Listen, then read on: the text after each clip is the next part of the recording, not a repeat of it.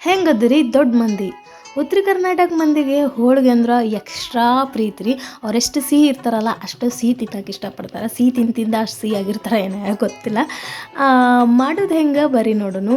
ಮೊದ್ಲಿಗೆ ನೀರು ಕುದಿಯೋಕೆ ಇಡಬೇಕು. ಆಮೇಲೆ ಒಂದು ಬಟ್ಟಲ್ದಷ್ಟು ಕಡಲೆಬೇಳೆ ಹಾಕಿ ಚೆಂದಾಗಿ ಕುದಿಸ್ಕೋಬೇಕು. ಆಮೇಲೆ ಇದನ್ನು ಎಲ್ಲ ನೀರು ಬಸಿದು ಬಿಡಬೇಕು. ಅದನ್ನು ಸಾರಿಗೆ ಯೂಸ್ ಮಾಡ್ಕೋಬೇಕು.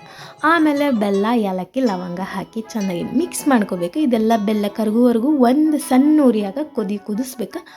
ಆಮೇಲೆ ಇದನ್ನು ಆರಕ್ಕೆ ಬಿಟ್ಟು ಹಿಟ್ಟು ನಾದ್ಕೊಳ್ಳೋಣ. ಮೊದ್ಲಿಗೆ ಒಂದು ಬಟ್ಲದಷ್ಟು ಚಿರೋಟಿ ರವೆ, ಆಮೇಲೆ 2 ಬಟ್ಲದಷ್ಟು ಮೈದಾ ಹಿಟ್ಟು, ಒಂದು ಸ್ವಲ್ಪ ಎಣ್ಣೆ ಮತ್ತು ಉಪ್ಪು ಹಾಕಿ ಚೆಂದಾಗಿ ಮಿಕ್ಸ್ ಮಾಡ್ಕೋಬೇಕು. ಸ್ವಲ್ಪ ಅರಿಶಿನ ಬೇಕಂದ್ರೆ ಹಾಕೋರಿ, ಇಲ್ಲ ಅಂದ್ರೆ ನಡೀತೈತಿ, ಅದೇನು ಆಪ್ಷನಲ್ಲ. ನಮ್ಗೆ ಹೋಳಿಗೆ ಚೆಂದ ಕಾಣ್ಬೇಕಂದ್ರೆ ಒಂದು ಸ್ವಲ್ಪ ಅರಿಶಿನ ಹಾಕಿದ್ರೆ ಚೆಂದ ಕಾಣ್ತೈತಿ. ಆಮೇಲೆ ಇದನ್ನು ಒಂದು 2-3 ತಾಸು ನೆನೆಯಾಕೆ ಇಟ್ಬಿಡೋಣ.